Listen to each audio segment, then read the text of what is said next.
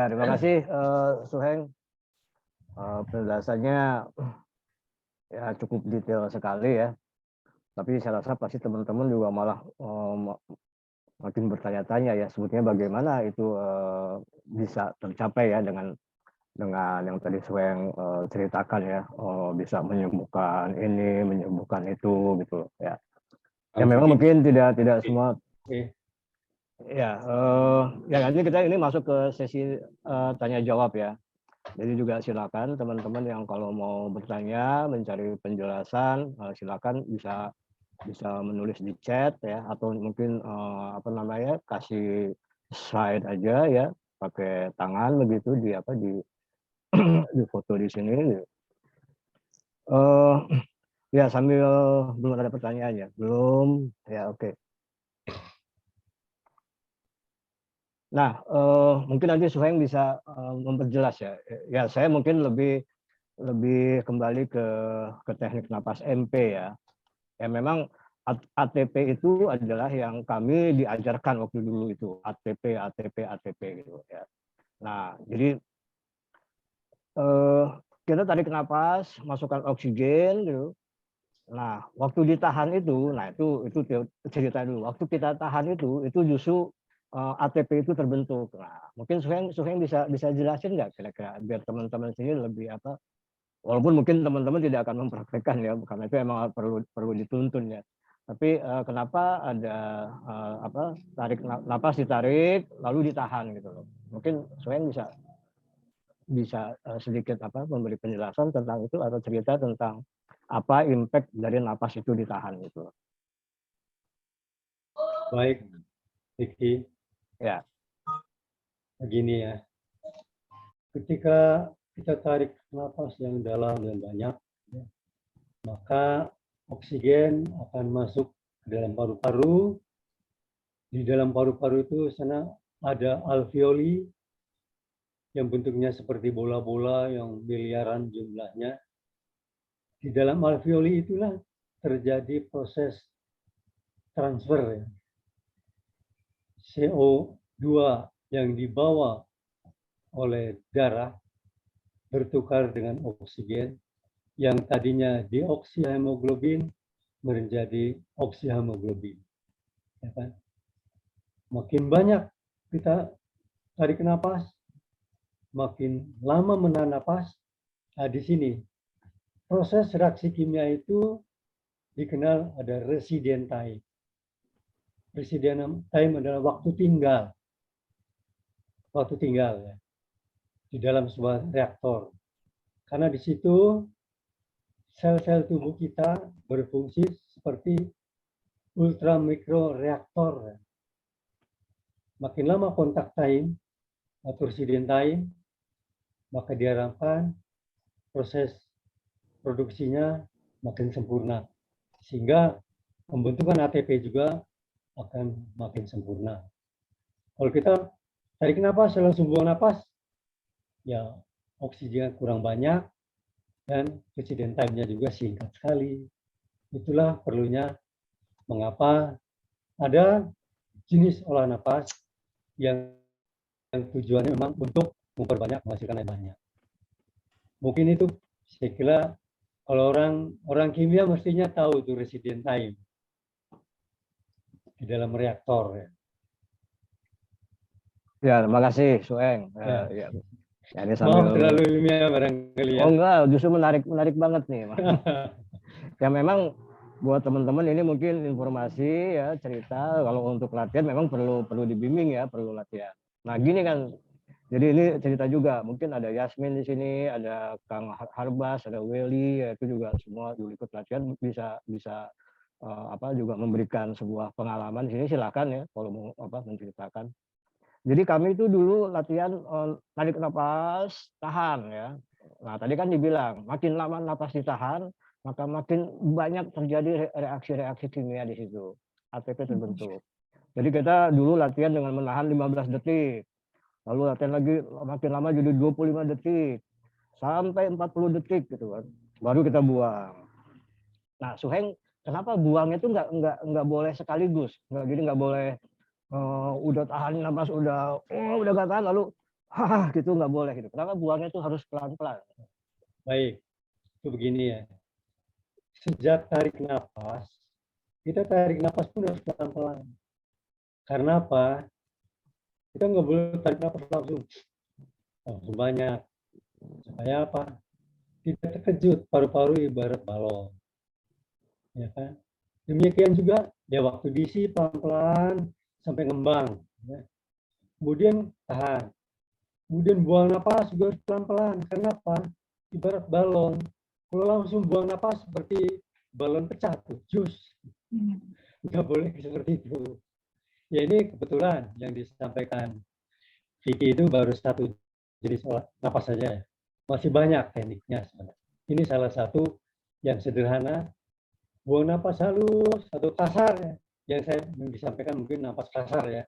Contohnya buang napas dari mulut dengan gigi dirapatkan, ditemukan di ujung lidah, di ujung menyentuh dengan gigi sehingga keluar napas berdesis.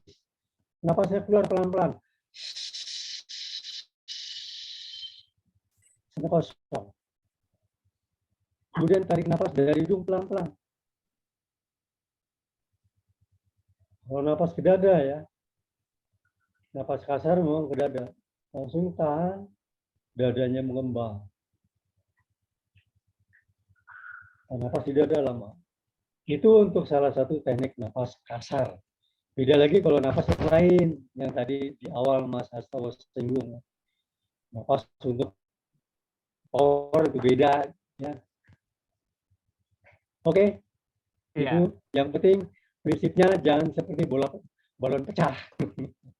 Ya oke, menarik nih. Ini teman-teman belum ada yang nanya nih. Justru mereka ingin dengar cerita banyak nih dari survei. Ada di chat tuh Setia Budi. Oh ada mana? Ada saya Budi apa nanya ini? Apa tanyanya? Silakan, monggo. Dengan adanya tahan napas maka dikategorikan sebagai olahraga anaerobik. Atau Kang Setia Budi silakan ngomong langsung di sini, monggo. Ya, ya. Ini kan olahraga apa namanya olah nafas ini semuanya juga sama ya, banyak menahan nafas gitu. Terus olahraga tuh ada olahraga aerobik dan anaerobik. Apakah olahraga nafas itu termasuk dikategorikan sebagai olahraga anaerobik? Gitu, Frank. Oh, pertanyaannya jauh ke depan ini. Olah nafas merpati putih itu banyak macam caranya. Ada yang aerobik, kita dapatkan oksigen sebanyak-banyaknya. Ada juga pada tingkat tertentu kita ada olah nafas yang anaerobik. Nafas tanpa oksigen, ada nanti. Tapi di kebugaran ini kita nggak ajarkan. Di tingkat tertentu kami ajarkan. Oh. Jadi yang selama ini aerobik ya? Ya, lebih banyak aerobiknya. Kita perkaya oksigen dulu. Seperti yang dijelaskan untuk tujuan-tujuan tadi, lebih banyak kita meningkatkan oksigennya. Meningkatkan kadar oksigen dalam sel. Oke, Mas? Ya, oke. Ada saatnya. Jadi bisa Ada untuk saatnya. pembinaan atlet juga ya? Bisa. Bugar ya? Betul. Kebugaran atlet. Oke. Maksudnya ini saya kasih atlet olahraga apapun gitu. Ya, insya Allah bisa.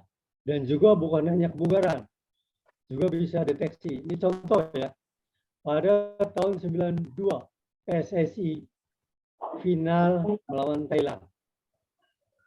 Kipernya waktu itu adalah orang berpati putih. Kita latih khusus teknik getaran dengan mata tertutup. Deteksi mana arahnya bola. Latihan, mata ditutup, diberi tendangan-tendangan penalti. Bisa. Dan akhirnya waktu itu alhamdulillah PSSI menang. Iya. Kan kebanyakan terkecoh kiper itu ya. Mengalahkan Thailand. Dia ke kanan, kadang bolanya ke kiri gitu. Iya. Iya. Iya, dia nggak bisa deteksi kemana. Padahal dengan mata tertutup dia tahu arah getaran benda itu. Setiap benda termasuk bola dia punya gelombang getaran. Sehingga ya kita ambil dulu gelombang getaran bola itu kayak apa, kita simpan di komputer kita. Komputer kita kapasitasnya tinggi kan, simpan di otak. Oh maaf, ini udah masuk latihan getaran. Ya, Oke. nggak apa-apa. Makin asik Nggak juga nih. apa-apa ya. Oke, ini ada dua nih, dari Nani sama dari Agus Haryanto nih. Mungkin Nani Ya, dulu nih. monggo. Ya. Nani nanya nih, variasi olah napas kan banyak. Mungkin bisa dijelaskan yang penting dan sederhana untuk kita nih seumur kita. Ya. Kali gini, Fik. Oke, Nani, langsung aja. Maksud saya tuh gini. Saya kebetulan udah belajar dari 1, 2, 3, 4 guru MP gitu ya. Apa namanya, untuk macam-macam tujuan gitu. Itu kan banyak banget gitu ya. Mau dari MP yang murni kayak yang kayak Suheng omongin tadi, itu kan banyak banget ya variasi olah nafasnya gitu. Untuk ini beda, untuk ini beda, untuk ini beda. Mungkin Suheng bisa jelasin ke kami, terutama juga teman-teman yang belum pernah mengenal MP. Betul. Sebetulnya yang Untuk esensial yang manapun pasti pasti beda.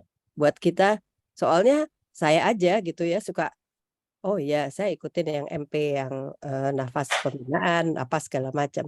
Tapi ternyata pada saya kebetulan kan ikut program hobi ya, Miracle of Breath Indonesia. Gurunya juga guru MP gitu kan. Jadi dasarnya juga MP. Itu olah nafasnya beda lagi gitu kan.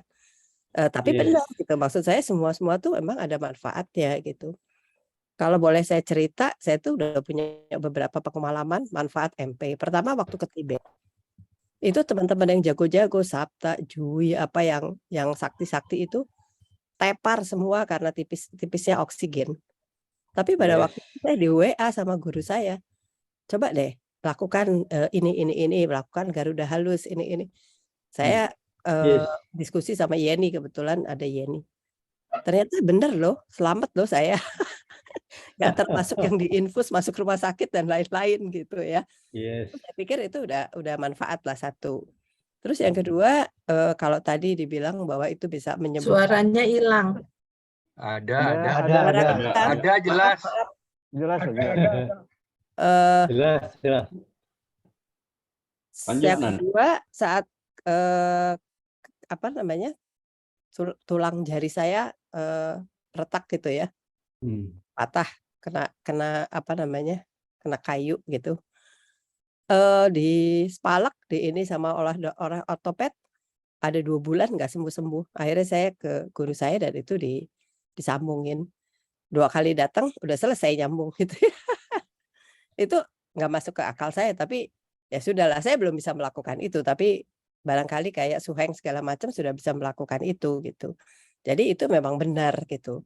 Belum yang banyak-banyak nggak masuk akal deh, itu ada 2, 3 kali pengalaman saya lain yang saya pikir membuat saya percaya bahwa yang namanya olah nafas itu benar-benar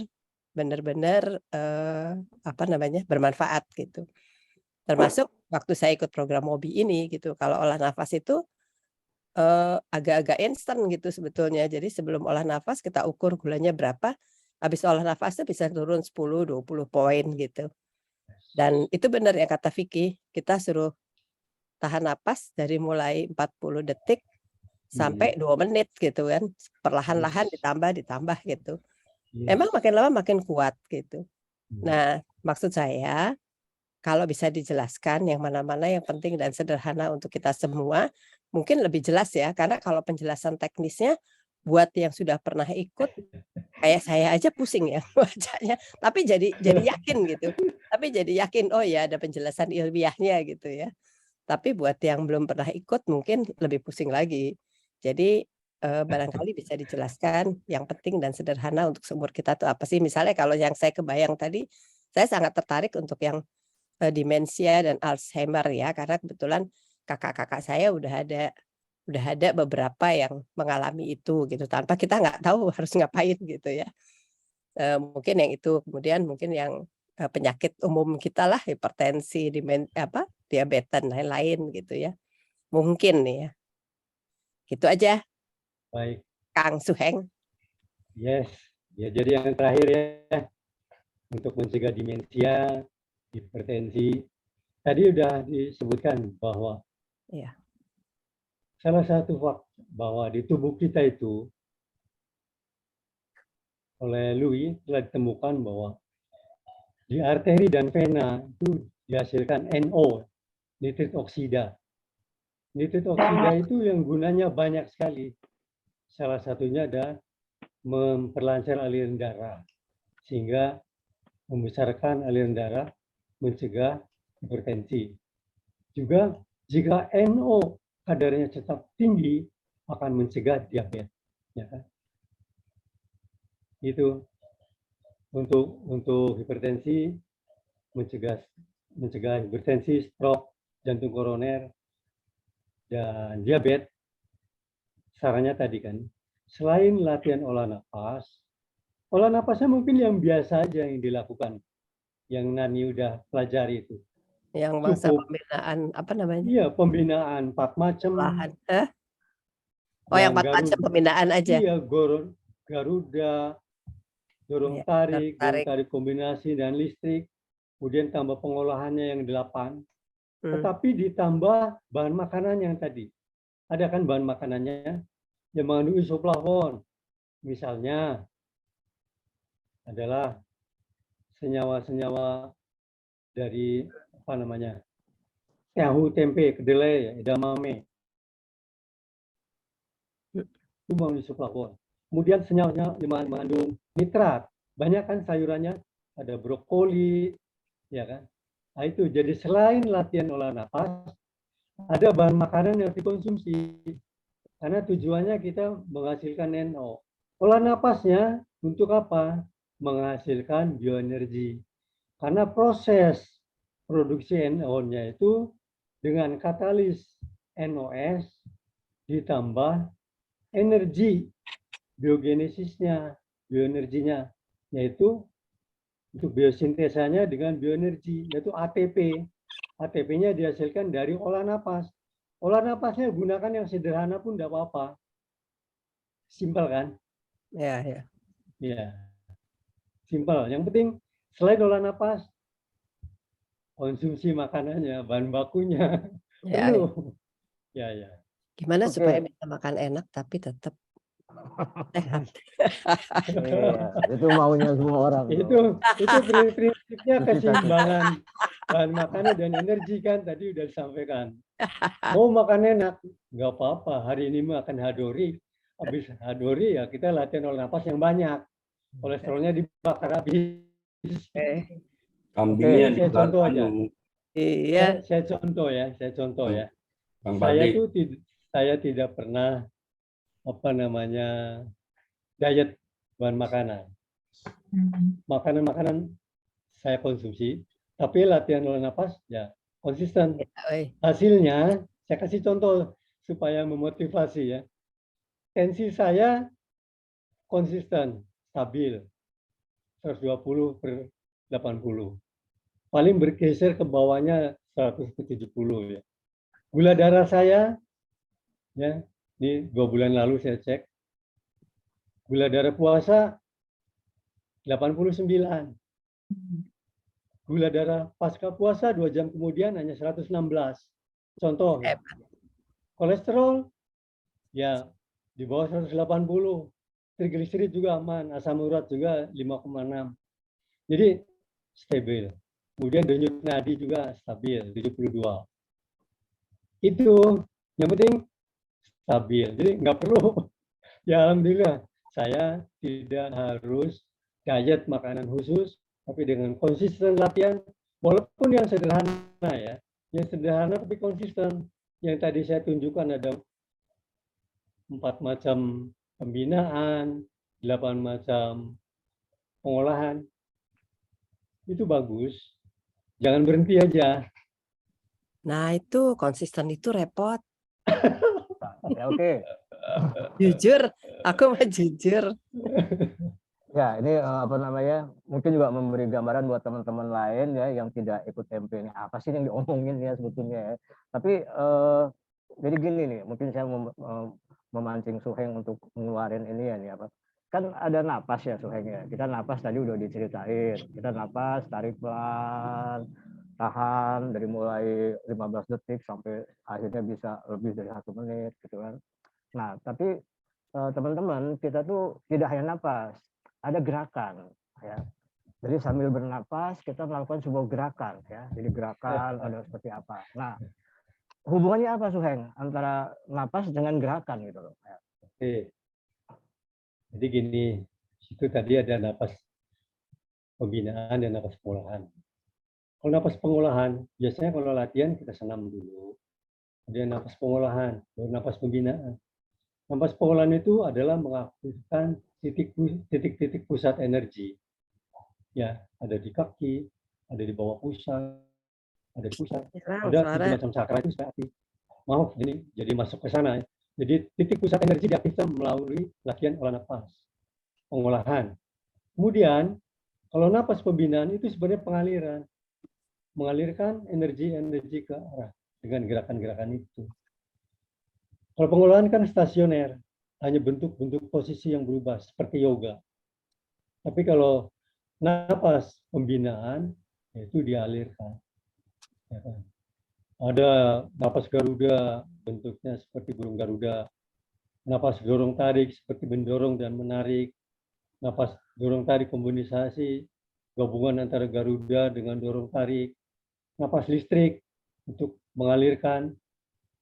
Sebenarnya harusnya berdiri, itu mengalirkan listrik dan bahan makanan otak ya ke otak. Mengapa harus berdiri dan kepalanya lebih rendah? Itu dia. Oke. Oke, Mas Vicky. Ya, wah ini saya mancing lagi nih Mas. Teman-teman. Jadi teman-teman ini kita kalau latihan tuh ada namanya, kita harus tahu adalah gerakan benar, napas benar, dan kekejangan yang benar. Kejang. Nah, ini kenapa mesti kejang nih, Suheng? Ya, gini Karena ya. kita kalau bergerak ini kita nggak hanya gini, tapi ini betul-betul apa namanya dikeluarkan. Kenapa ya? Oke. Itu kebetulan yang saya ajarkan bernapas kasar ya. Ya. Napas kasar ya. Itu pengerahan energi dengan pengejangan itu supaya optimal. Tujuannya situ. Tapi untuk teknik olah napas lain ada teknik napas halus. Ya. Dengan tata gerak halus tapi napasnya halus. Itu justru lebih berat. Apalagi yang tadi ditanyakan. Ada yang mengenai napas anaerobik. Nah, itu nanti sana beda lagi. Kebetulan yang pernah saya ajarkan sesuai dengan program, nahan diharapkan pengaliran energi, aliran darah juga makin kuat, energi juga makin kuat di sana. Karena apa? Aliran energi melalui otot-otot itu. Andalan merpati putih adalah di otot, bukan tulang. Sehingga ketika power dari napas kasar itu digunakan, ya, ketika Mas Vicky menggunakannya untuk mematahkan beton atau besi cor, ya kan harus keras ototnya. Atau ketika menangkis serangan, kita nangkis bukan dengan tulang, tapi dengan otot. Nggak boleh menangkis dengan tulang, itu prinsip. Karena otot itu lebih kuat daripada tulang, lebih kenyal.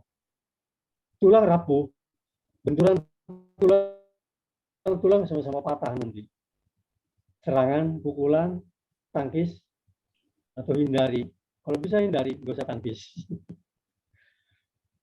Itu kalau di bela dirinya, Mas, penggunaannya. Tujuannya situ sih, pengerasan otot. Kalau mukul dengan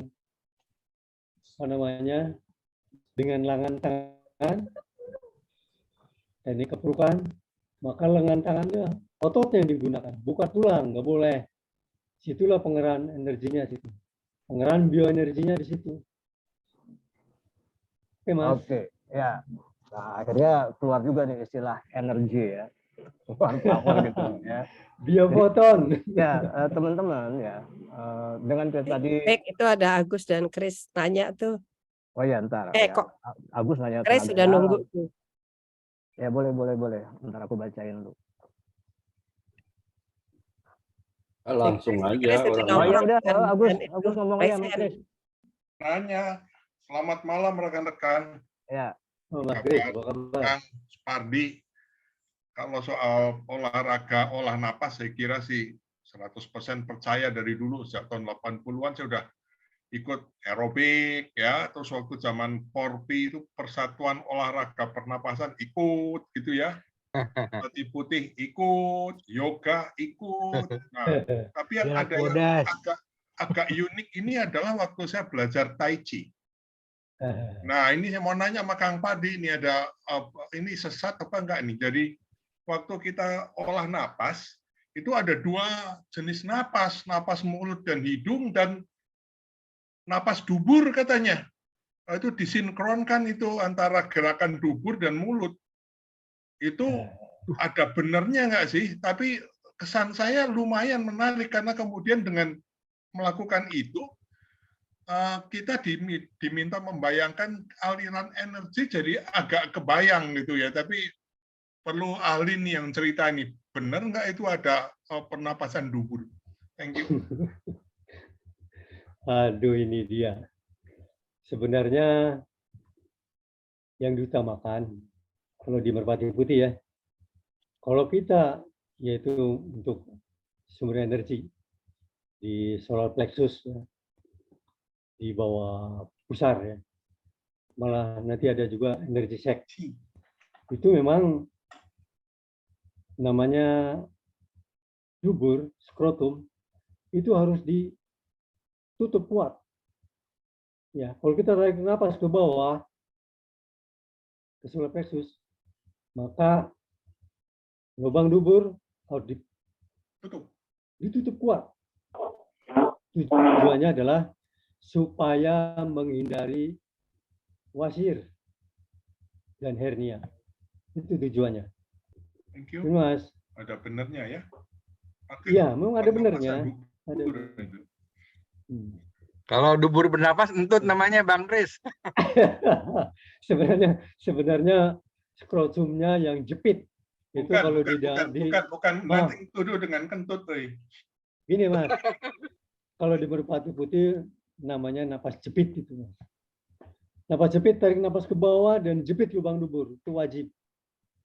Dan teknik lanjutnya ada untuk aliran energinya lain lagi. Nah, itu pada tingkat lain nanti. Waktu di kebugaran memang belum diajarkan.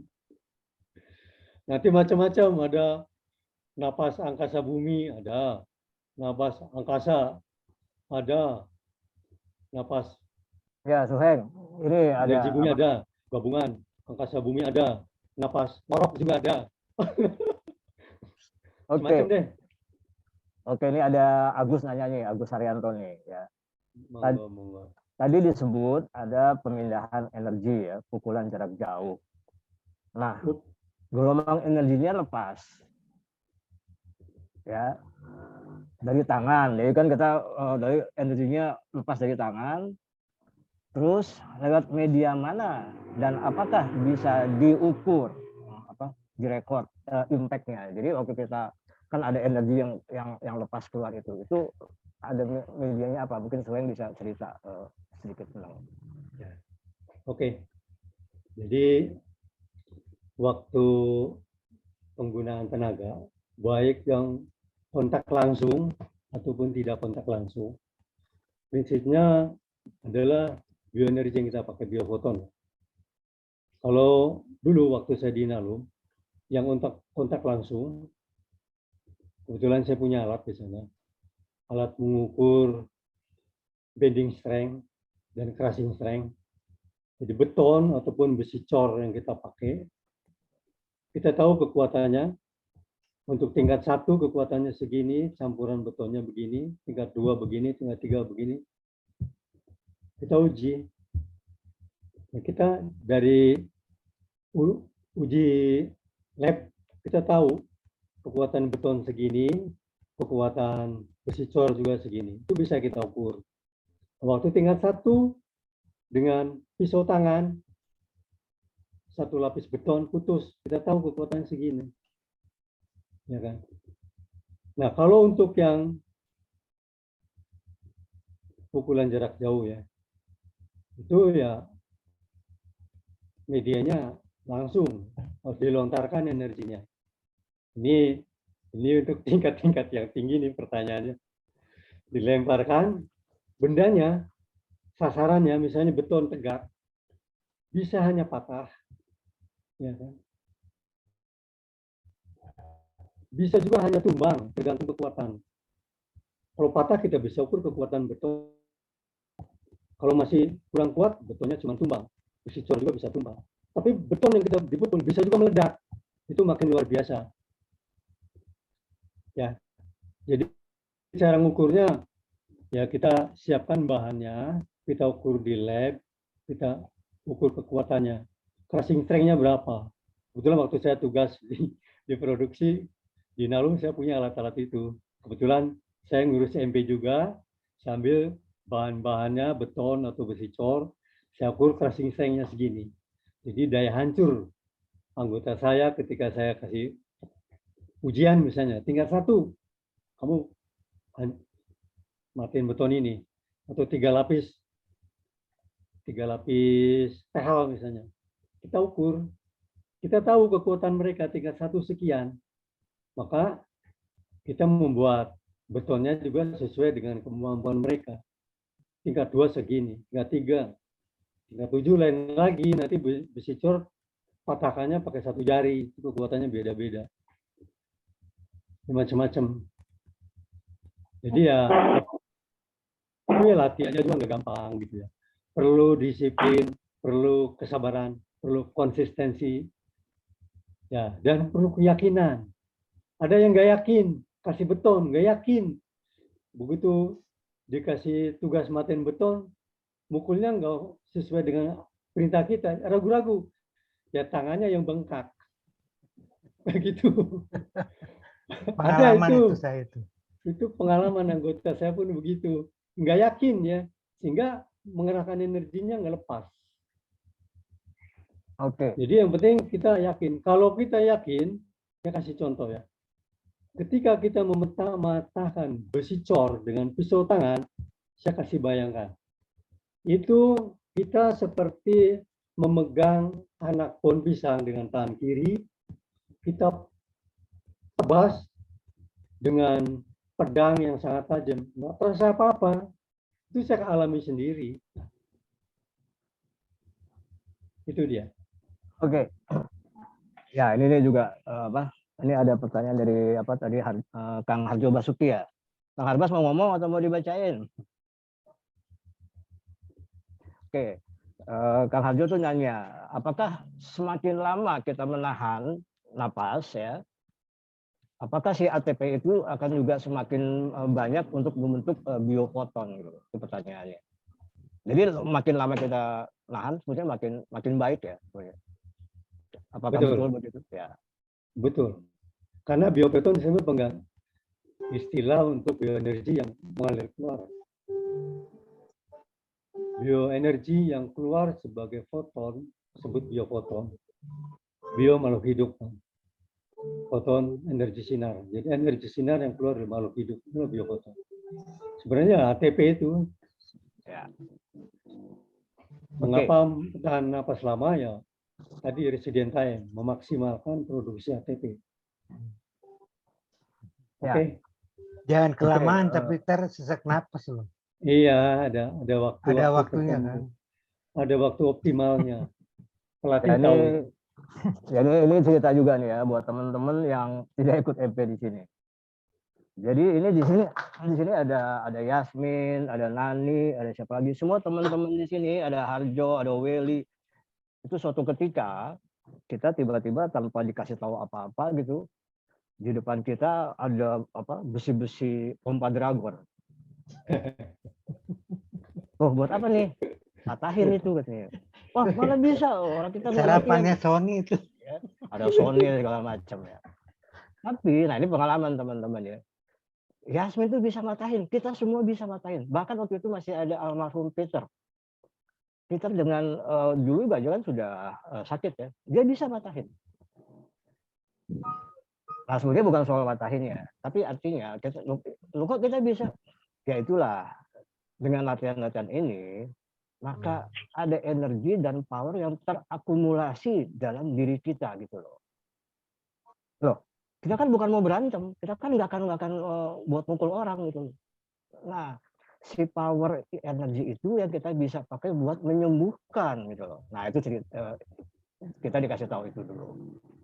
Untuk menyembuhkan kalau belum bisa menyembuhkan orang lain, kita sembuhin diri sendiri aja dulu gitu loh. Ya. Latihan gitu. Nah jadi sebenarnya power yang kita mungkin kalau buat petarung mungkin dia perlu power ya buat ngalahin musuh. Kita kan mau ngalahin siapa? Nah jadi power energi yang terbentuk dengan kita latihan tadi, ATP yang akhirnya terakumulasi, itu akhirnya dengan sendiri jadi energi di dalam tubuh. Dan tiba-tiba dengan gampang kita bisa ngatain pompa dragon, bisa matahin es balok sampai berapa ya? Ada 6 ya, atau 4 atau 6 susun gitu. Itu di luar nalar kita sebelumnya gitu. Ya. Kok bisa kita? Ya itulah si ATP yang terakumulasi. Tapi bukan buat berantem kan? Nah, kita pakai buat. Nah, ini cerita aja nih buat teman-teman. Jadi bahwa dari napas yang sederhana tadi itu gitu ya. Tiba-tiba kalau rutin kita lakukan itu Sony matahin pompa dragon tuh pakai 1 jari ya. Ya sebenarnya bukan sok jago-jagoan, tapi akhirnya terakumulasi si power itu gitu loh. Nah, tinggal bagaimana lagi. Power itu, energi itu digunakan untuk, nah makanya kan kita ada tulisan tuh kebugaran dan penyembuhan. Jadi emang harusnya bisa menyembuhin orang gitu loh. Malah menyembuhin diri sendiri. Nah ini cerita aja supaya menarik. Atau kita bisa dari latihan. Marta tuh. Marta Gani ada. Ya. Atau Marta silakan kalau mau nanya, mau langsung. Atau dibacain. Tadi di slide presentasi, di dokumen untuk mau ini mana? Langsung aja, langsung. Ya. Nanti saya nambah pertanyaan aja. Oke. Tadi ini dari Marta ya. Tadi di slide presentasi video komen untuk minum suplemen nitric oxide. Bisa minta referensi dosisnya yang berapa dan bisa dibeli lokal di mana. Barusan Google dapatnya di Amazon gitu. Iya, online aja ada kok. Online ada. Tokopedia kalau perlu Amazon kejauhan. Kalau perlu saja itu. Ini kan booster ya, berarti bukan untuk pengobatan ya? Pencegahan. Oh, bukan, maksudnya untuk pembentukan otot ya? Bukan. NO itu fungsinya tadi sudah disampaikan memperbesar pembuluh darah sehingga aliran darah makin lancar. Mencegah jadi kalau yang ada indikasi aliran darahnya tidak lancar bisa minum ini. Iya, mencegah hipertensi, mencegah jantung koroner, mencegah stroke. Kemudian NO yang tinggi juga mencegah diabetes. Kalau juga NO itu rendah, itu efeknya ke diabetes. Itu gunanya. Kemudian NO yang tinggi mencegah radang sendi. Banyak gunanya NO. Mengenai bahan makanannya, tadi kan yang penting kita bisa mensuplai bahan makanan yang mengandung nitrat yang kita konsumsi. Ya kan banyak. Dari sayuran apa saja, tadi ada di slide.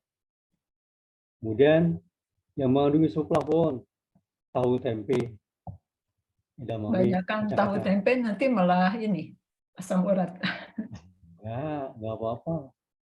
Kan nanti kita dengan olah napas dibuang ya. Maka dengan olah napas diproduksi kan jadi menghasilkan NO. Ya kan? Dengan katalis NOS, ya kan? Dengan bioenergi ATP-nya, maka senyawa nitratnya berubah. Gitu kan? Jadi NO. NO-nya yang kita gunakan. Itu Mbak. Iya. Jadi kalau kita udah cukup konsumsi dari sayuran atau makanan lain, ya suplemen itu nggak perlu. Kalau perlu aja. Itu ada bisa dicek di darah nggak ya kadar dari NO? Kita tahunya cukup enggaknya kan nggak tahu. Mestinya bisa di lab. Ada ya. Mestinya bisa di lab. Itu kalau di rumah sakit apa Dokter Karyadi, di Dokter Karyadi itu ada penelitian khusus untuk masalah NO dengan diabetes. Rumah sakit Dokter Karyadi, Semarang ya? Semarang. Atau Surabaya? Semarang. Jauh banget. Semarang. Jauh banget nyari maksudnya di sana ada penelitian khusus untuk itu. Oh, oke. Penelitian. Hubungan antara NO dengan diabetes di sana. Dan terbukti memang NO-nya tinggi, diabetes turun. NO-nya rendah, kadar gula darahnya naik. Itu dia. Oke. Saya nanya Ya. juga sedikit, bisa? Oh, sok bangga. Ini kan saya nih triglyceridnya tinggi, ya kan? Sedangkan di situ katanya kalau supaya menghindari Alzheimer itu triglyceridnya harus tinggi ya. Nah, saya ternyata udah tinggi, tapi tinggi tuh udah melebihi dari lat lah ya. Tapi tetap aja pelupa itu gimana? Jadi tetap aja pelupa tuh. Jadi kadang-kadang tadi siapa yang itu? Nah itu gejala-gejala Alzheimer lah kira-kira gitu. Bawaan lahir itu mah. Nah situ kan harus disarankan VCO. Nah kalau saya minum VCO akan tambah tinggi itunya. Apa namanya triglyceridnya gitu. Nah kira-kira itu gimana nurunin triglycerid sekarang? Dengan olah nafas itu. Ya dengan olah nafas. Bisa biar ya? dibakar. Ya kan dengan olah nafas terjadi biosintesa, triglyceridnya berubah menjadi keton. Ketonnya untuk otak, pengganti gula. Sehingga mencegah demensia. Tujuannya sana. Ya kalau banyak minum VCO tapi tanpa olah nafas ya akumulasi jadi. Itu olah nafasnya yang tepat ke situ apa tuh? Garuda aja cukup gimana? Jangan Garuda aja, 4-4-nya. Oh, 4 tuh ya. Garuda kalau terus-terusan yang banyak nggak apa-apa. 100 kali gitu. Satu lagi nih. 10 kali aja udah mampus. Satu lagi nih, Garuda itu kan kalau saya itu ke 4 jurusan, padahal saya maunya mungkin ke kiblat aja gitu kan misalnya. Nah itu kalau cuma 1 jurusan tuh bedanya apa dengan yang 4 jurusan tuh? Jadi tujuannya supaya nggak bosen saja.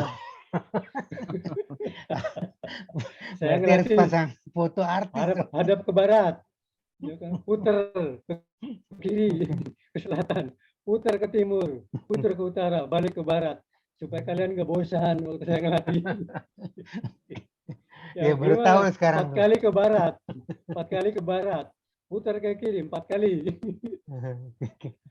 Beda nanti kalau latihan energi lain lagi tujuannya. Hadap utara dan selatan itu ada bedanya. Itu apa Mbak Marta tuh nanyain tuh ada videonya enggak Kang ya untuk latihan pemula nih ya? Ada. Sebetulnya ada. Aam tuh punya tuh Aam. Ada. Jadi gini di kelompok-kelompok latihan olah nafas kebugaran yang saya latih itu banyak kan. Itu saya beri buku manualnya, ada buku manualnya. Kedua, ada tutorialnya lebih detail dari buku. Kemudian kasih videonya. Kemudian diwajibkan latihan tiap hari di rumah masing-masing. Waktunya atur sendiri. Apa pagi-pagi sebelum sholat subuh, kalau yang muslim, atau sholat subuh, atau sambil jemur, atau siang hari, atau sore, asar, tergantung kapan waktu senggang. Atur sendiri, cuma waktu 30 menit. Tapi nanti wajib mengisi absensi jenis latihan olah napasnya ini. Jadi saya kasih tutorial, kasih videonya. Tapi wajib nanti tiap hari mengisi absensi. Saya latih ini, nah 1 kali. Jenisnya ini. Nanti saya kasih gambaran. Bulan ini kita latihan ini. Misalnya kita latihan yang dasar. Mulai Garuda. Bisa kita mulai dari Garuda dulu. Garuda dulu 1 minggu sampai udah itu baru berikutnya 1 minggu, berikutnya 1 minggu. Setelah itu baru digabung. Baru untuk aplikasi yang mana? Gabung untuk ini. Cara bernapasnya begini, macam-macam. Gitu caranya. Ya bingung kalau nggak. Itu dijual ya, Mas Suheng? Bukunya disediakan. Kalau video nanti kasih ya. Japri aja ke Suheng. Nah, japri ke saya nanti ada tulisannya segala. Tapi Iya, kalau iya. kayak gitu, gimana caranya apa namanya, mengkoreksi Emang gerakannya gitu ya? emang lebih kita udah harus mulai latihan lagi nih. Ya dari offline lagi. Pengalaman saya dulu pada ini- awal-awal tuh misalnya Suheng suka iniin, kurang tegak lah, kurang tarik lah, kurang ini gitu Iya. kan. Ada Betul. aja gitu kan yang dikoreksi. Jadi Ya, tadi yang kan kurang seharusnya memang lurus gitu. harus Dikirim kopi videonya. darat juga. Ya, Mau nanya kalau- boleh nggak? Oh, Kang Kopi Agus itu- tuh nanya, Kang Agus. silakan Kang Agus. Mangga. Saya dulu ikut Satria Nusantara. Zaman masih di perindustrian ya, udah lama sih. Nah saya mau tanya, itu saya juga latihan olah nafas. Ada nggak konektivitasnya dengan MP? Jawabnya olah nafasnya sangat beda. Beda ya? Saya tahu olah nafas. Jadi gini, kalau udah latihan di Satria Nusantara, yang lebih banyak dihasilkan adalah energi negatif. Sehingga kalau uji coba, biasanya orang yang masih junior suruh nyerang yang lebih senior, pasti terpental. Karena apa? Sama-sama negatif, tolak menolak. Orang yang sudah lama senior, dia lebih terlatih kan, lebih tebal auranya. Yang masih muda, masih tipis. Begitu uji coba suruh nyerangnya, terpental dia.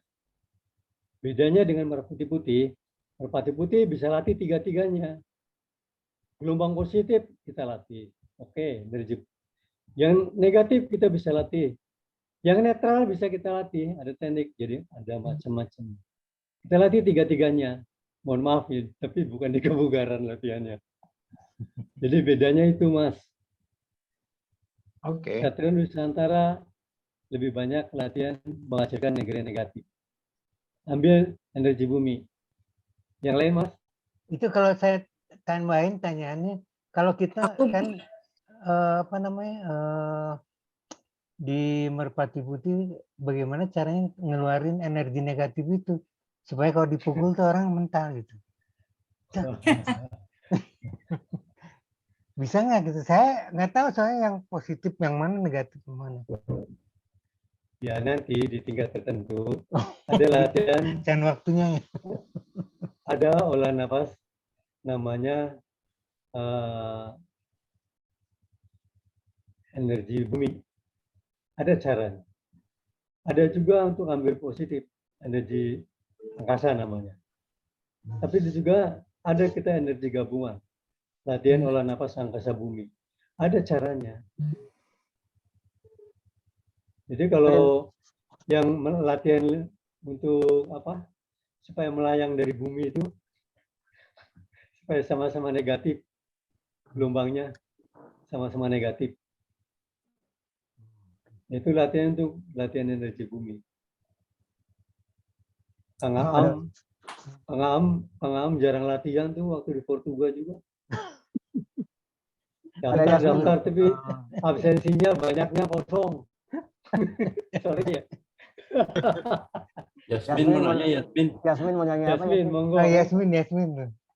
Suheng, selamat malam teman-teman. Ini yang pernah dipukul nih. Khusus. Suheng mau nanya. Apa itu? Apa hubungannya? Kan pada waktu itu ada latihan, kita pegang bola lampu ya, bola bohlam. Kemudian kita bayangkan itu sebagai bola tenis atau bola bekel. Kita bayangkan energi kita salurkan ke dia, tuh kita lempar. Benar-benar dia jadi bola tenis, mentul nggak pecah. Terus udah itu.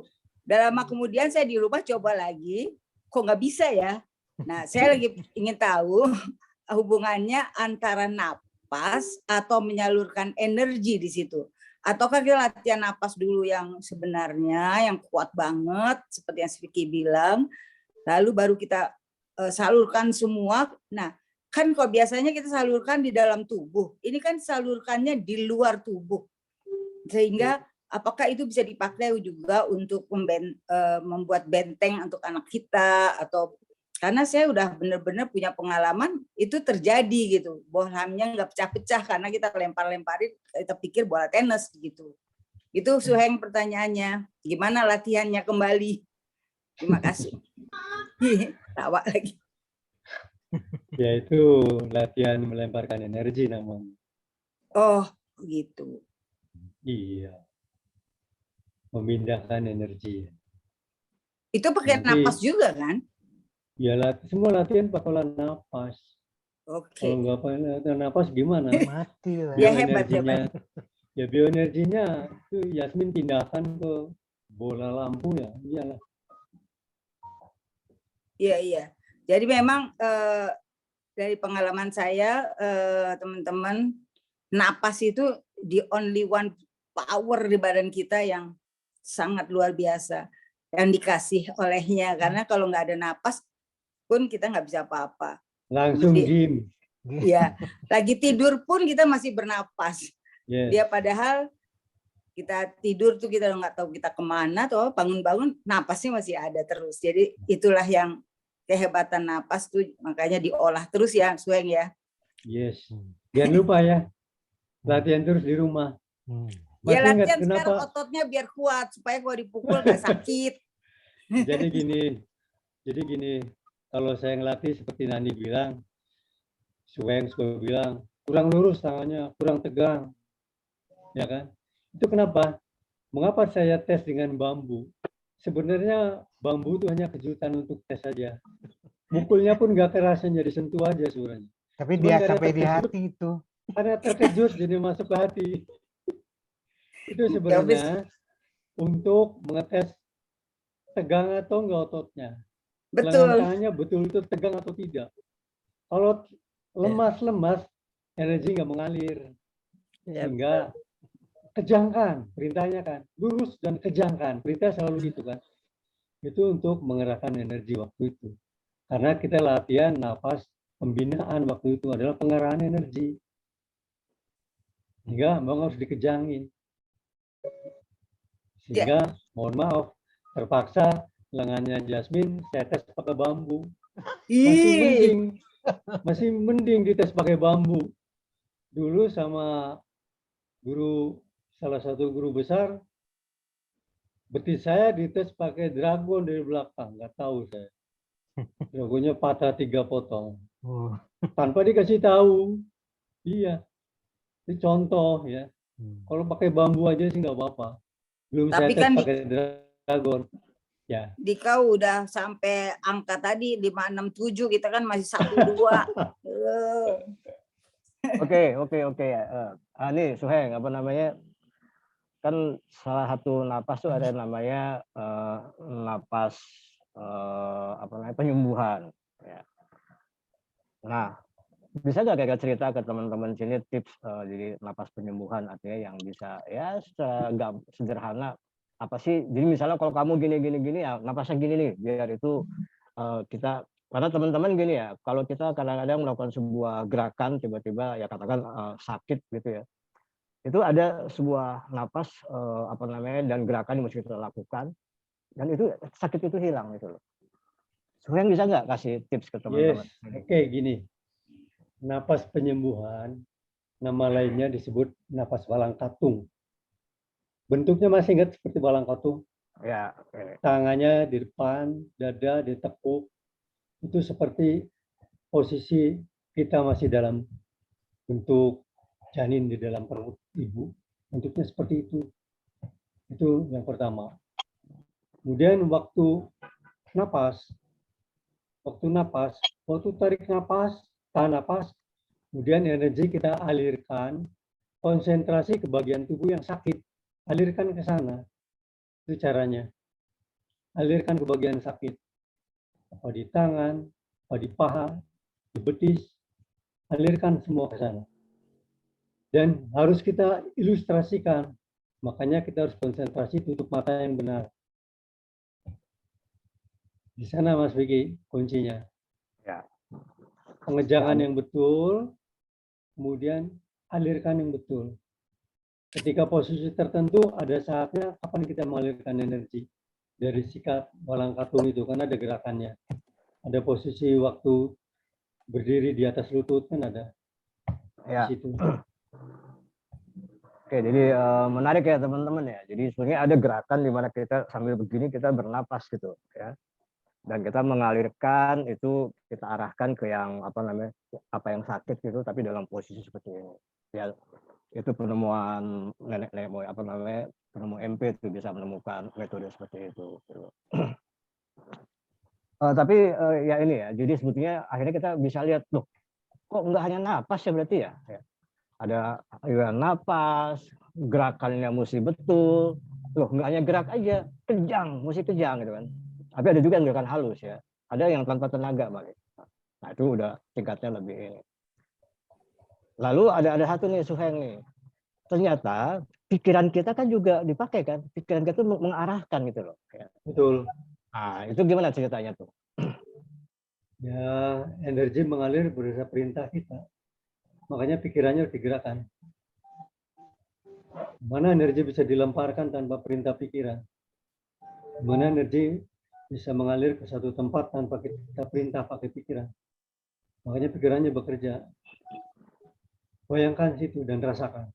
Jadi kuncinya selain perintah pikiran dan rasa.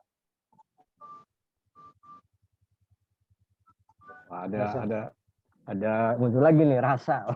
Iya, kan harus dirasakan. Iya, betul. Sampai mana. Jadi teman-teman akhirnya kita lihat ya bahwa napas itu kita juga mesti rasa, kita mesti kejang, mesti mengalirkan perintah. Wah, jadi memang kebayang nggak jadi bahwa sosial latihan kita tuh betul-betul segar gitu loh, enak gitu. Gitu ya. Jadi ayo kita latihan lagi. RF-nya udah boleh dibuka kan Bu Nani? Tutup lagi.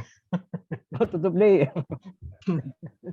Tapi kita pernah melakukan via Zoom kok ya. Tapi memang karena semua sudah pada tahu ya, kalau via Zoom gampang ya. Oke, kalau buat yang pemula memang kayaknya emang harus ada pendampingan. Tapi kalau mau lewat Zoom juga bisa nanti tinggal sama Aam di koordinasi gitulah. Ada yang lain mau nanya? Saya mau tambah dikit dari pertanyaan Mas Agus tadi ya. Ya. Kalau Suheng sekalian ini berhubungan sama tadi Setiabudi juga nanyain. Kalau tadi kan ngegol, ditangkap. Nah, Setiabudi nanya, kalau nggak ditangkap gimana? Tapi dilemparin gitu. Jadi bolanya belum nyampe, udah didorong dengan tenaga kita gitu. Jadi ya silakan, Suheng. Saya yang Mas Agus dulu tambahkan. Ya. Bedanya Satria Nusantara dan Merpati Putih ya. Kalau Satria Nusantara ya Mas Agus tadi kan. Napas Satria Nusantara itu lebih pada energi negatif. Teknik napasnya ada 10 macam. Sebenarnya ilmu aslinya adalah dari prana sakti. Prana sakti juga bukan asli, ada induknya lagi. Ya kan? Kalau Merpati Putih, olah napasnya setiap tingkat berbeda. Tingkat 1 olah napasnya yang dasar tadi. Ada pembinaan yang 4, pengolahan yang 14 macam. Nah, tingkat 2 masih mirip, tapi kasih beban. Kasih bata atau beton suruh dipegang sambil latihan olah napas. Tingkat 3 olah napasnya beda lagi. Ada beban juga. Tingkat 4 beda lagi. Nanti mulai dasar getaran. Tingkat 5 beda lagi. Tingkat 6 beda lagi. Sampai tingkat 10 olah napasnya semua beda. Tergantung level dan penggunanya untuk apa. Macam-macam. Ya kalau kita mau pertarungan dalam gelap, olah napasnya beda. Ya kan? Tapi kalau demo biasanya yang melakukannya matanya ditutup. Tapi kalau di dalam pertarungan aslinya di hutan ya mata tetap dilihat, tapi dengan tutup mata pun harus bisa deteksi. FPK juga gitu. Mudah-mudahan dengan MP itu Kopassus bisa menggantikan infrared. Jadi bedanya gitu. Kalau Merpati Putih setiap tingkat berbeda. Jadi belajarnya kalau di Satria Nusantara tidak ada jurus silat. tidak ada teknik-teknik silat. Kecuali kalau masuk ke Pancadaya. Pancadaya adalah pecahan dari Satria Nusantara. Jadi pecah macam-macam. Sebelumnya apa namanya? Jadi ke Pranasakti. Dari Pranasakti ke Satria Nusantara. Satria Nusantara ada yang membentuk Pancadaya karena ingin diakui oleh IPSI. Karena kalau Satria Nusantara tidak diakui oleh IPSI karena nggak ada jurus silat. Di Pancadaya belajar olah napas Satria Nusantara ditambah latihan jurus-jurus silat lokal. Ada silat-silat Minang, silat Sunda, gabung-gabung. Kalau Merpati Putih tidak. Tingkat 1, kalau latihan 2 jam itu, 1 jam latihan silat. Teknik silat tingkat 1 apa? Kemudian latihan olah napas tingkat 1. Tingkat 2, teknik silat tingkat 2. Ya kan? Olah napasnya tingkat 2. Kemudian tingkat 3 terus berubah. Penggunanya beda. Jadi pada tingkat 5, latihan melempar senjata rahasia. Mulai latihan deteksi benda. Mulai situ. Halang rintang namanya. Itu tingkat. Jadi macam-macam terus. Tingkat 7, khusus tangan. Yang dilatih khusus kekuatan tangan. Teknik-teknik dengan tangan. Tingkat 8, tingkat khusus kaki. Banyak latihan-latihan khusus napas untuk kaki. Tingkat 9, khusus badan. Ada latihan-latihan khusus untuk badan. Macam-macam. Tingkat 9, 10, tingkat segaran. Tingkat 11, 12, tingkat guru besar. Itu beda lagi, saya nggak tahu ilmunya kayak apa. Jadi gitu Mas Agus. Bedanya ya, kalau Merpati Putih itu olah napasnya, setiap tingkat beda, dan latihannya, setiap latihan itu selain olah napas juga latihan bela diri. Sejam, beda-beda terus. Biasanya, kalau latihan teknik silat itu lebih mudah. Tapi latihan olah napas untuk mendapatkan hasil untuk aplikasi itu lebih susah. Maka perlu lebih banyak latihan, konsisten. Selain di tempat latihan, juga di rumah, banyak latihan sendiri. Banyak uji coba untuk hafal. Contoh aja, kalau kita latihan naik dari tingkat 4 ke tingkat 5, itu ada uji coba benda. Misalnya begini, yang diuji ada 5 orang, nomor 1 sampai 5, guru 1 pelatih. Nah, ada pasangannya 5 orang berhadapan dengan yang diuji. Uji getaran. Masing-masing kawannya tadi pasangannya misalnya memegang kartu bridge, macam-macam kartu bridge. Misalnya waktu itu saya diberi kartu clover. Dikasih tahu ini clover. Pasangan saya ini clover. Ingat-ingat. Udah. Naikkan getaran, ambil gelombangnya, tutup mata saya. Kemudian 5 orang itu saya kan berjajar nomor 1 sampai 5. Partnernya yang 5 orang itu suruh mundur 15 langkah ke belakang, mundur jauh. Kemudian diacak. Sementara mata kita udah tutup. Nah, di situ baru perintah dari pelatih. Silakan cari benda masing-masing yang tadi dikasih tahu. Naikkan gelombang getaran, deteksi, kejar dia. Tahu rasanya? Nah, di sini kita tidak bisa menggunakan pikiran. Yang kita gunakan gelombang getaran. Apa rasanya? Telapak tangan kita akan ditarik ke sana sangat kuat. Seperti magnet. Dan kita tidak boleh menolak. Kita nggak boleh menolak. Tabrak aja apa yang ada. Saya waktu itu sampai mendekat ke sasaran. Mendekati telapak tangan partner saya yang udah entah kemana tempatnya, mendekati oleh pelatih guru saya, coba yakinkan, kalau sudah yakin, tangan kiri saya yang naik, mengapit telapak tangan orang itu. Tanya, yakin, buka mata, buka benar. Itu contoh di tingkat keempat, tingkat 5, aplikasi gelombang getaran. Dan itu nggak bisa bohong. Karena apa? Setiap benda punya gelombang getaran. Kita ambil getarannya, kita simpan di komputer. Kemudian kita gunakan untuk deteksi dia sendiri. Kita tembak lagi. Itu contohnya, Mas. Jadi itu bedanya, Mas Agus ya. Oke. Kalau merpati putih olah nafas sangat banyak. Ya. Kalau untuk pengobatan macam-macam lagi. Oke. Tadi siapa Mas mau tanya? Saya yang mau tanya, Suhen. Oke, ini ya terakhir ya. Ini kita udah jam 10 nih. Ada satu Nggak apa-apa. lagi nanti saya. Kasihan Fatih baru masuk soalnya. Ya udah, ya mangga Kang Budi. Iya. Ini melanjutkan tadi kiper yang punya kemampuan merpati putih. Itu kan kiper kalau bolanya jauh kan dia tepis gitu ya. Itu kalau nggak punya kemampuan merpati putih, kalau nggak ketepis ya masuk gitu. Tapi kalau punya kemampuan merpati putih, walaupun nggak ketepis, bisa juga dihalau supaya nggak masuk, supaya nggak gol gitu. Ini kiper Persib nih. Jadi gini Mas, bolanya yang waktu latihan itu kita ambil gelombang getarannya, simpan di otak kiper itu, terus latihan. Jadi yang penting itu deteksi kemana arah bola. Karena bolanya itu yang dideteksi, bolanya arah kemana dia tahu.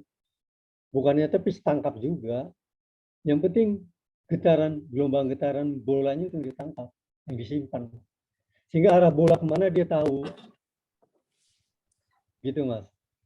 Maksud saya walaupun secara fisik nggak ke tepis, nggak kena gitu ya.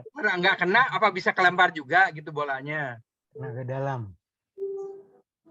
dalam. Walaupun itu mungkin nggak boleh ya dari sisi peraturan. Kalau nggak ketepis kok bisa nggak gol kan aneh gitu ya. Orang aneh ngelihatnya, bola bisa belok. Jadi gini, tujuannya membelokkan bola gitu. Iya. Ya, kalau supaya nggak gol. Supaya nggak gol. Bisa aja. Ya, Oke, itu ada ini. Seperti Yasmin tadi melemparkan bola lampu. Ada ini apa Aswin nanya tuh, mau nanya, mangga Kang Aswin. Aduh, Aswin, apa kabar? Kawan 1M ini. Nggak mau nanya sebetulnya sih. Mau nanya langsung juga nggak apa-apa. Gue itu dulu waktu latihan presendiri itu sama si Joko Hastowo tuh. Aduh, Joko Hastowo dari situ. Ada situ tuh. Biasanya pukul-pukul aja sama gue dia tuh. Biasanya dia kadang dia menang, kadang gua kalah. Kadang dia menang, kadang gua menang juga ya. Tapi anyway, pengalaman gua itu, gua latihan silat model gitu, pernah sampai dada gua sakit ya. Gua nggak tahu salahnya apa. Apa salah napas, sama salah apa tuh. Katanya yang latih sopo Jok, Sigit Mas Nanang ya. Sigit yang latih. Sigit sama Mas Nanang, enggak, seniornya Mas Nanang waktu itu. Oh ya. Nanang itu angkatan lupa gua 69 kalau nggak salah. Itu gua kayaknya kamu salah latihan napas gua. Terus gua cuma dikasih tahu, Win, lu mending latihan napas yang bener aja lah. Terus gua itu di waktu itu siapa ya teman gua di elektro tuh yang ikut nyuruh gua, lu ikut latihan yoga aja lah, Win. Jadilah gua ikut latihan yoga. Gua itu sampai ke dokter berapa kali ya, di foto segala di X-ray, nggak apa-apa tuh, dokter dia bilang nggak ada sakitnya. Apa Mas ini? Gue di foto, di X-ray, di apa ya, nggak ada sakitnya, diperiksa apa ya, gue ke dokter paru-paru segala macam, nggak apa-apa. Tapi ya napas itu nggak bisa dalam. Lucunya itu kalau pas gue sholat gitu, pas sujud gitu, itu berkurang gitu sakitnya. Gue komunikasi itu, gue kasih tahu teman lu coba latihan yoga aja deh. Gue latihan yoga itu dilatih yang kakinya di atas itu. 2 minggu hilang tuh. Jadi menariknya ialah bahwa banyak pelatihan pernapasan dari segala macam silat ini. Itu mungkin memang dasarnya dari pranayama di yoga ya. Kemudian dikembangkan untuk latihan dari dulu dari India ke Cina terus kemana-mana sampai ke Indonesia gitu. Nah ini gue cuma pengen tahu aja sebab latihan yoga itu hanya di level awal aja cuman asana dan pranayama doang. Tapi ya udah bisa menghilangkan sakit gua gitu. Jadi lu gua lagi mikir transformasinya untuk latihan silat itu kan transformasi aja, perubahan aja ya. Dasarnya tetap aja lu latihan napas gitu lah. Ini gua pengen tahu aja dengarnya kemudian Will Solin juga didiriin sama ahli yoga dari India kan ceritanya cenah. Itulah historinya gitu. Kemudian dibawa ke Indonesia dan seterusnya. Tapi toh asalnya tetap aja dari pranayama. Jadi apakah nggak lebih bagus kita sebagai dasar, untuk dasar sebelum kita latihan itu kita juga latihan pranayama juga gitu, asana dan pranayama. Itu aja. Terima kasih. Mangga Suhaib. Jadi begini, kalau merpati putih ya basicnya kita ilmu foundernya adalah Prabowo Mangkurat II atau 1550. Ya ilmu itu sampai sekarang nggak dirubah. Sampai kepada pewaris sekarang pun ilmunya seperti itu. Apakah dulu sumbernya dari mana, kita nggak tahu. Yang jelas waktu itu founder Merpati Putih adalah Prabowo Mangkurat II itu. Ya memang kalau kita latihan olah napas yang tingkat 1, yang 14 macam, itu mirip-mirip yoga, tapi beda. Kalau kita keras, yoga mungkin lebih halus napasnya. Bedanya di sana. Tapi kalau udah masuk ke tingkat 3, dari contoh-contoh gerakan yoga sama sekali nggak ada. Sama sekali berbeda. Tingkat 3, tingkat 4, tingkat 5, terus sampai tingkat 7, tingkat 8, sampai tingkat 10 ya yang saya tahu. Itu pola-pola geraknya sama sekali beda dengan yoga. Yang saya tahu ya, kalau tingkat 11, 12 saya belum tahu. Tapi kalau sampai tingkat 10, bentuk-bentuk olah napasnya mulai tingkat 3 itu sudah beda. Jadi tingkat 1, tingkat 2 yang hampir sama itu adalah napas pengolahan, mirip yoga. Cuman bedanya cara bernapas yang beda. Mungkin kalau ada yang pernah latihan yoga, napasnya lebih halus ya. Tapi kalau di Merpati Putih, yang 14 macam olah napas, dasar 1, dasar 2 itu napasnya keras semua. Kemudian tingkat 3 dan ke atas sampai tingkat 10 itu sama sekali beda. Sama sekali beda. Dari bentuk-bentuk gerakannya ya, posisi bedanya, apa yang dilatihnya sangat beda. Dan itu betul-betul untuk keperluan silat basicnya. Oke. Ya, kebayang lah. Ya, beda kan. Misalnya untuk latihan yoga kan memang untuk mengolah napas saja dan kemudian memperkuat badan, dan kemudian setelah napas itu, setelah pranayama ditingkatkan ke pratyahara terus sampai ke tingkat ke-7 samadhi. Jadi memang beda.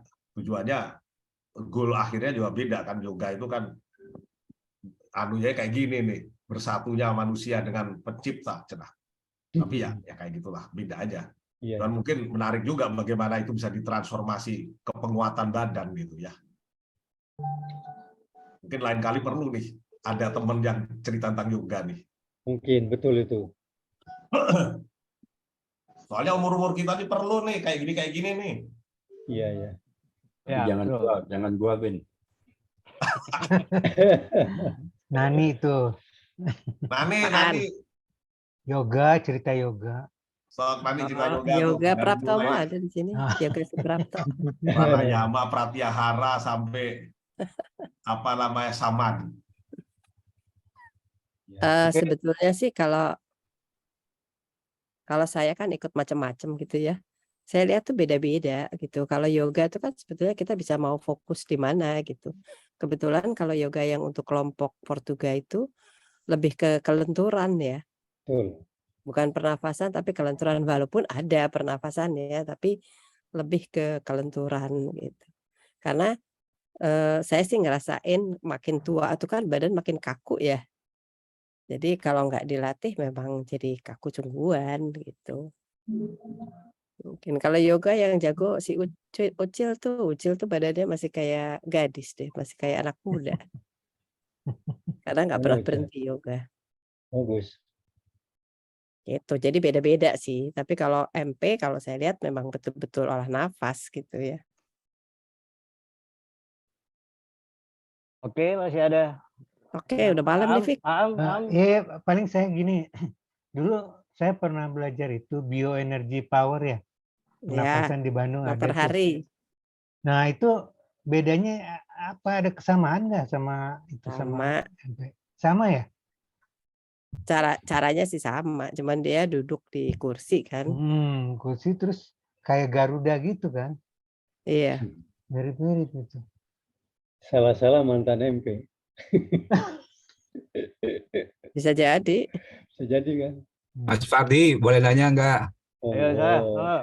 Mas Fardi, bedanya kalau Kalimasada dengan apa MP ya?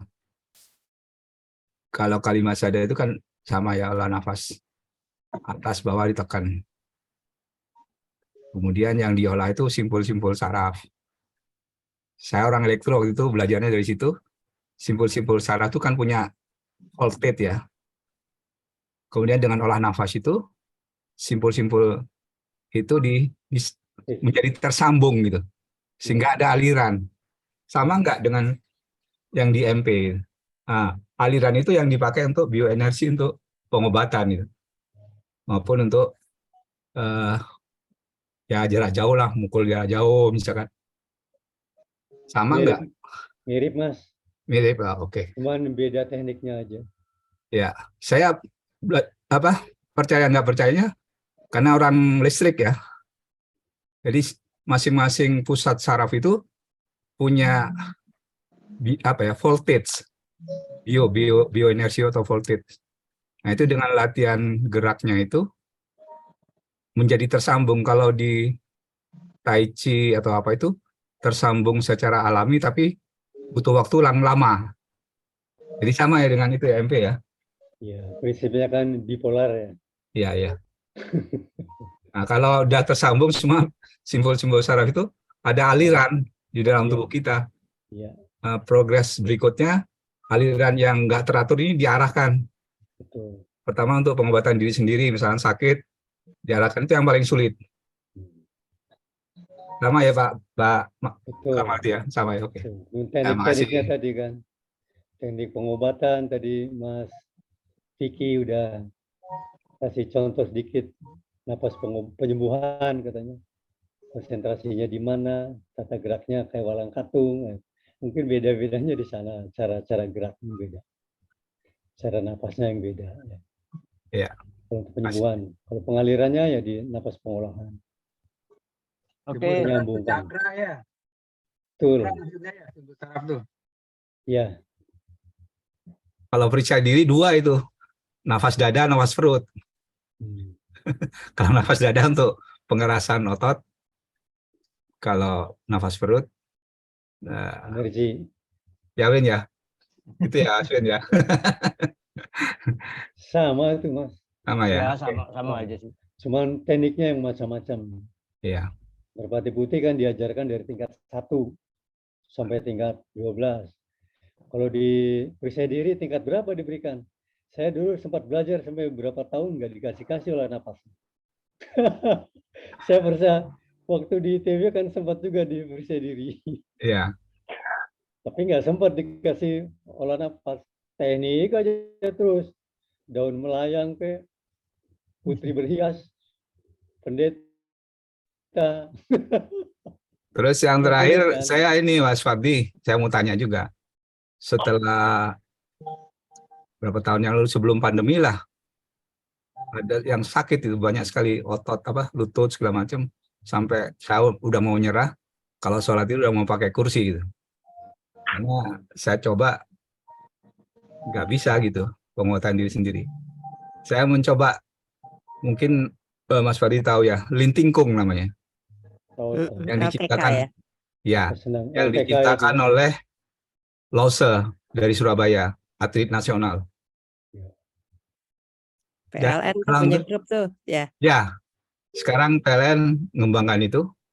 Tiap hari ada latihannya Zoom, online maupun offline. Dia nggak pakai tekan nafas biasa ya, tapi dia bisa menggetarkan semua itu. Alhamdulillah semua sakitnya sembuh ini, Mas Fardi.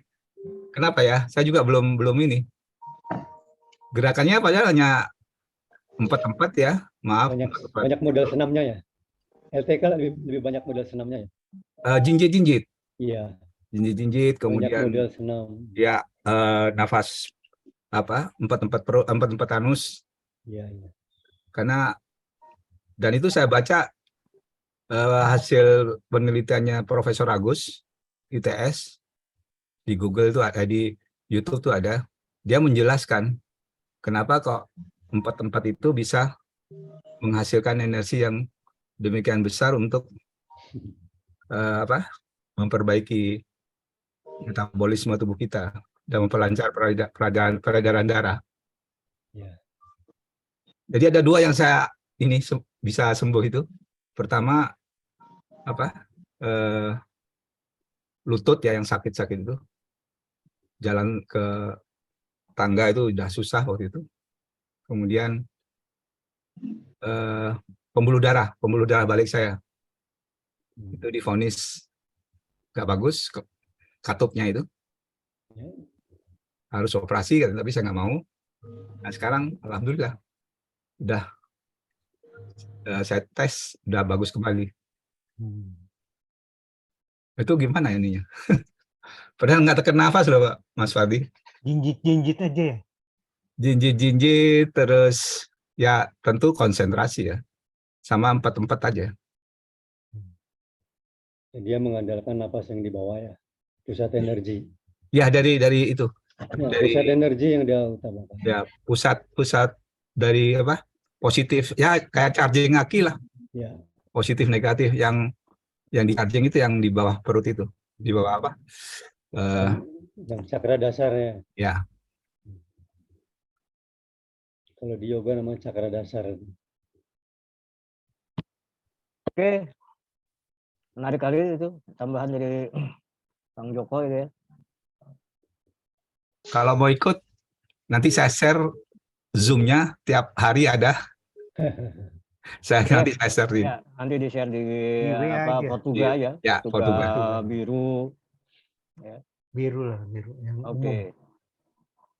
Oke teman-teman, ini udah jam 10.18 ya. Jadi wah ini bisa lebih panjang lagi nih kalau mau diterusin. Tapi intinya itulah ya. Jadi kalau balik ke laptop, judul kita malam ini adalah mengolah napas ya untuk kesehatan dan kebugaran ya. Jadi ya bisa dengan cara MP, bisa dengan cara yang tadi Mas Joko sampaikan dengan yoga dan lain-lain. Banyak cara di luar sana gitu ya. Tapi malam ini kita membahas dari sudut MP dan itu kita bisa lihat bahwa kita menarik napas, ada gerakan, ada kekejangan, ada pikiran ya, menyalurkan dan akhirnya terbentuk sebuah energi, terbentuk sebuah power. Nah, lalu untuk apa power itu gitu. Nah, itulah. Jadi dengan berlatih continue ya, kalau kita juga rutin ya otomatis ke 4 poin tadi itu ya membuat yang pasti setiap kita selesai latihan pasti kita merasa lebih bugar gitu, lebih sehat gitu. Dan seperti tadi testimoni teman-teman di sini ya alhamdulillah banyak ya pengalaman yang ya berkat MP gitu, berkat pernah latihan MP, mungkin teman yang lain latihan yang lain ya, lalu kita juga masih bisa merasa lebih sehat gitu. Serasa itu aja mungkin. Mas Vicky, yang penting latihan olah napas yang kontinu itu hasil bioenergi itu tersimpan, gak akan hilang. Ya udah, jadi mungkin terima kasih ya teman-teman nih sudah menekun di sini mendengar cerita dari Suheng ya tentang dan juga dari teman-teman. Mudah-mudahan dalam waktu dekat kita bisa berkumpul lagi di